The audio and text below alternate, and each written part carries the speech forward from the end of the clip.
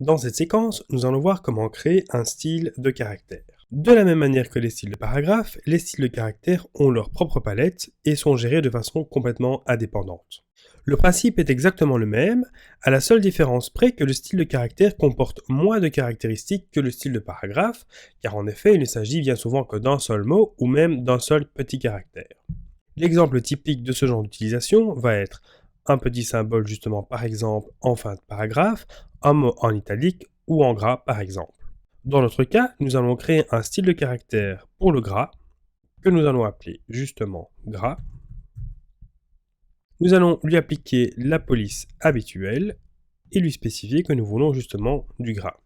Afin de faire ressortir ce mot dans notre texte, nous allons également lui appliquer une couleur qui sera ici le bleu. Confirmons par OK et nous avons notre style de caractère qui est créé. Nous pouvons à présent, dès que nous avons un mot en gras, le sélectionner et appliquer notre style de caractère.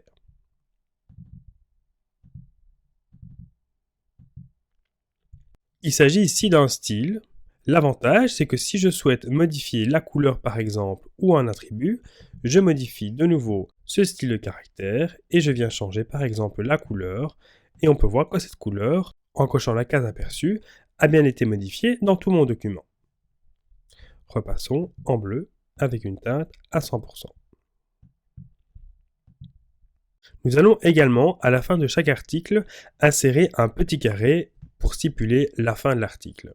Nous allons également mettre ce petit carré, donc ce petit caractère issu de la palette des glyphes, dans un style de caractère qui sera spécifique à ce symbole. Insérons notre curseur dans le texte et dans le menu Texte, nous allons trouver un libellé qui s'appelle Glyphes. Cette commande ouvre la palette des glyphes dans lequel nous allons trouver tous les caractères de la typographie en cours.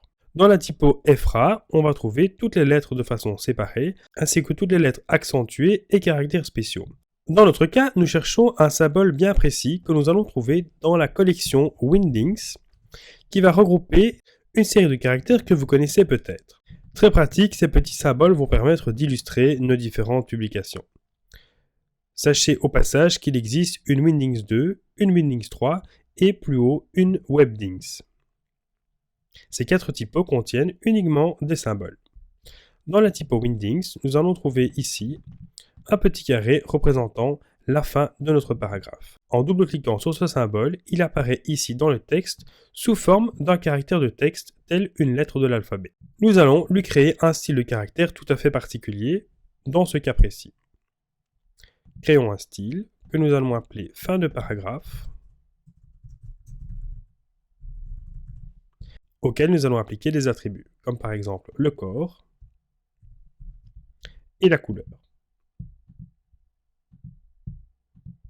Cliquons sur OK pour confirmer et appliquons ce style au caractère. Il nous reste à dupliquer ce caractère à la fin de tous nos articles.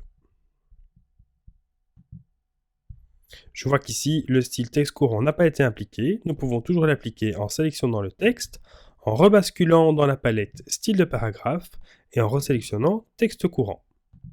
Nous allons appliquer ici la fin de paragraphe et de nouveau appliquer le texte courant et ici la fin de paragraphe. On peut voir ici un petit symbole rouge qui indique que nous avons du texte en excès dans ce bloc. C'est tout à fait normal, nous y reviendrons plus tard. Dans cette séquence, nous avons vu comment créer un style de caractère. Les styles de caractère vont également être utilisés dans les séquences suivantes pour créer des listes à puces ou des listes de numéros.